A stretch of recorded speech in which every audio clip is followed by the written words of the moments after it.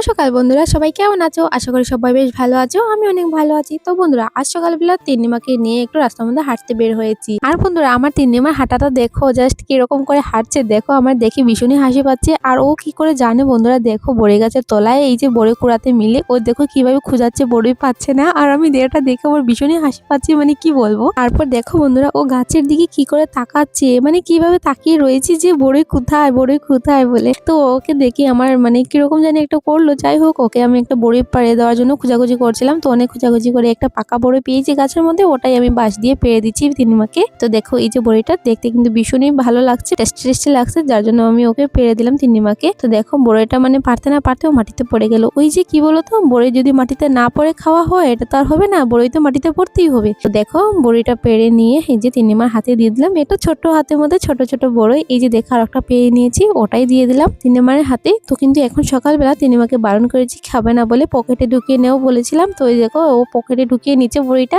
দেখো ওকে বড়ি পেড়ে দিয়ে দিয়েছি আর বলছি যে চলো এখন বাড়িতে যাব। তো তার জন্য দেখো তিন্নিমা হাঁটতে শুরু করে দিল, আর ও তিন্নিমার হাতে ধরে আমি কিন্তু তিন্নিমাকে নিয়ে বাড়িতে চলে আসলাম। বাড়িতে চলে এসে এই যে দেখো টিফিন খেতে লাগলাম। তো টিফিন খাচ্ছি, কালকে করা হয়েছিল সিদ্ধ পিঠে, তো সিদ্ধ পিঠে একটা নিয়েছি আর হয়েছে এই যে দুটো সিঙ্গারা, ছোট ছোট সিঙ্গারা গুলো কিন্তু খেতে ভীষণই ভালো লাগে। যখন প্রথম প্রথম বের হয়েছিল তখন কিন্তু প্রচুর চলেছে, এখন কিন্তু মন্দির লুপ্ত হয়ে গেছে, আবার মানে সিঙ্গারাটি বের হয়েছে। এগুলো খেতে কিন্তু ভীষণই ভালো লাগে। দুটো করেছিল, তো আমি রাতের বেলা খাইনি বলে যে এইখানে খেয়ে নিচ্ছি। তো আমি কিন্তু মানে মোটামুটি একদম সকালবেলার আমার পেট পুজো ভালোই হয়ে গেল, মানে টিফিনটা। আর এদিকে দেখো এত পরিমাণে রোদ্দুর উঠছে আর সকাল থেকে, মানে কি বলবো, বোঝা যাচ্ছে দুপুর হয়ে গিয়েছে। তারপর তিন্নিমার জামা কাপড়গুলো রোদ্রে দিয়ে চলে এসেছি এখন উপরের বাড়িতে। উপরের বাড়িতে এসে এই যে দেখো বিছানাটা গোছানো বাকি ছিল, বিছানাটা সুন্দর করে গুছিয়ে নিয়েছি। আর তিন্নিমা গিয়েছিল কাকার বাড়িতে, ওর অবস্থা দেখো বন্ধুরা জ্যাকেট পরে। তো বন্ধুরা, আজকে ভিডিও এত পর্যন্ত। ভিডিওটা ভালো লাগলে লাইক করে দিও, বাই।